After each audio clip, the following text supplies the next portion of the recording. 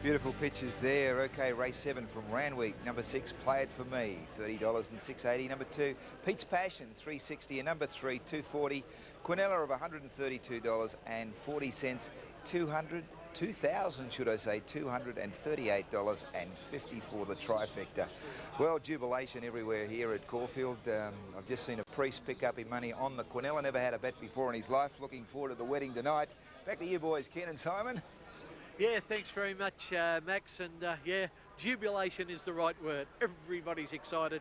Everybody's happy. One of the most happy men on the course is Alan Denham, trainer in his own right, but son of Jack, and he virtually works hand in hand with his father. Simon O'Donnell speaks with Alan.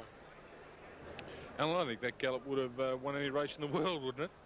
Yes, he went great today, yes. Everybody was asking what happened. I said I think he must have took a shortcut and joined in at the top of the straight. Were you obviously surprised that he had that much of a gap on them at the 400, then again at the 200? Yes, well, he's always been a horse with good potential, but if you'd have said you were going to win a Caulfield Cup by 6 lengths, I'd have put a gun to your head. This probably sounds a bit of a stupid question, but were you happy that the pace was on and he was the man setting it from the start?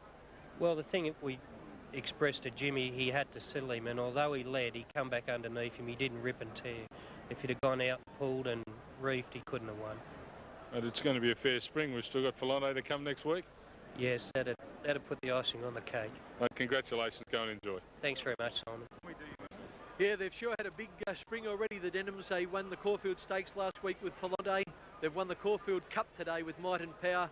And Yippee-I-O, who some thought was the best stayer in the stable, has gone amiss, and he at the time was the Melbourne Cup favourite. During the presentation speeches, I think the most excited man of the lot was the jockey, Jimmy Cassidy. Here he is, accepting his trophy.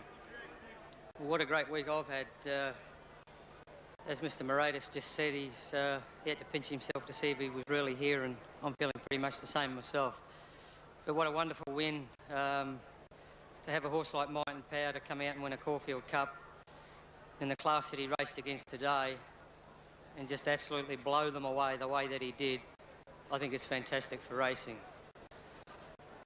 To Jack Denham, my boss, I think he's unbelievable.